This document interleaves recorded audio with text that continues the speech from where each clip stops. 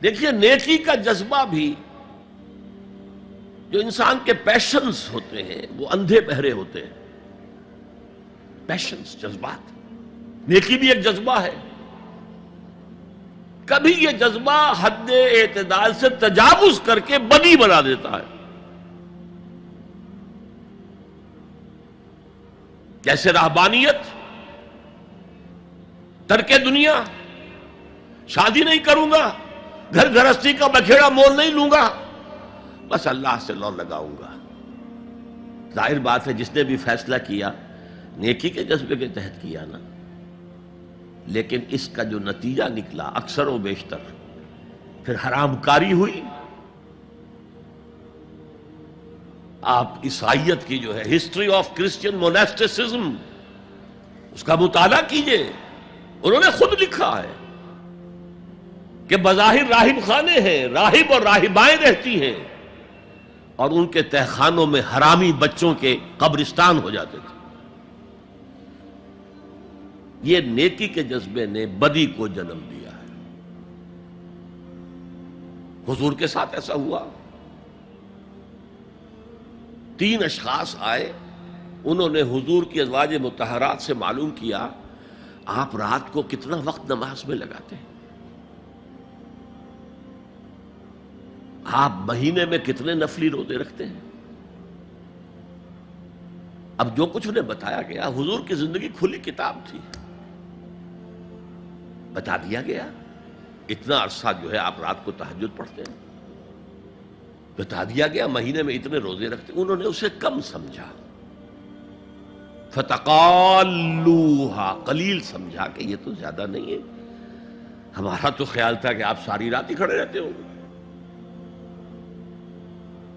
لیکن اپنے دل کو مطمئن کرنے کے لیے کہ حضور کی کہیں توہین بھی نہ ہو جائے، کہا جی انہیں تو ضرورت نہیں ہے، وہ تو معصوم ہی ہے، ان کی خطائیں اول تو ہوتی نہیں، اگر کوئی ہے بھی تو اللہ نے کہہ دیا قد غفر اللہ لک ذنبک ما تقدم منہا وما تاخر، اللہ نے تو معاف کر دی اگلے پچھلے سارے گناہ، میرے لیے یہ کافی نہیں ہے. ایک نے کہا میں پوری رات عبادت کروں گا، اپنی کمر بستر سے نہیں لگاؤں. دوسرے نے کہا کہ میں ہمیشہ ہر روز روزہ رکھوں گا، کبھی افطار نہیں کروں گا. تیسرے نے کہا میں کوئی شادی بیاہ نہیں کروں گا، یہ کھکیڑ میں نہیں پڑھوں گا میں. حضور کو خبر ہو گئی، آپ نے طلب فرمایا اور غصے کے انداز میں وہ الفاظ کہے کہ جو حضور سے بالکل متوقع نہیں ہے. واللہ انی لاتقاکم واخشاکم، خدا کی قسم میں تم سب سے زیادہ متقی ہوں اور سب سے زیادہ اللہ سے ڈرنے والا ہوں. لیکن میرا طریق یہ ہے کہ میں رات کو سوتا بھی ہوں اور نماز بھی پڑھتا ہوں، میں روزہ رکھتا بھی ہوں، ناغہ بھی کرتا ہوں، میں نے شادیاں کی ہیں، متعدد ازواج میرے گھروں میں ہیں. فمن رغب عن سنتی فلیس منی، جو بھی میری سنت سے ہٹا وہ مجھ میں سے نہیں ہے، میرا امتی نہیں ہے. تو نیکی کا جذبہ بھی حد اعتدال سے تجاوز کر کے بدی کو جنم دے سکتا ہے. ایک صحابی، نوجوان صحابہ میں سے عبداللہ ابن عمرو ابن العاص،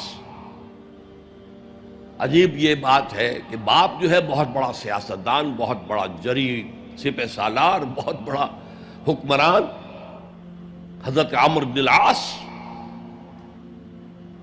بیٹا نہایت زاہد و عابد، مرتاس، زاہد مرتاس، ساری رات کھڑے ہیں، بستر سے کمر ہی نہیں لگائی، ہر روز روزے سے ہیں.